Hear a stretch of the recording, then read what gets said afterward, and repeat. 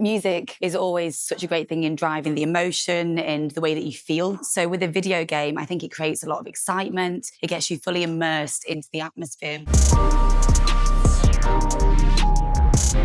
Hi, I'm Gemma. I'm a sync manager at the independent music publisher Centric Music. As a sync manager, my job is to find and create sync opportunities for the artists that we look after. So this could be in adverts, TV, shows, films, but also video games. It's a great industry to work in. It's really fun and it's quite nice, especially working with independent musicians, to be able to try and find opportunities that otherwise they might not be able to discover themselves. Music is always such a great thing in driving the emotion and the way that you feel. So with a video game, I think it creates a lot of excitement. It gets you fully immersed into the atmosphere more so than just the visuals can do. And it also creates familiarity. So when you move into a certain arena, maybe you recognize the song and get brought back to previous experiences. I think one thing that we imagine to happen more in the future is, as we can already see, like soundtracks are becoming more and more culturally important than they ever have before, especially with in the music industry, people struggling to earn the same amount of money as they would expect through royalties. So I think that's when things like soundtracks can kick in, because not only are you part of the soundtrack, there's also a whole world around it, like the culture.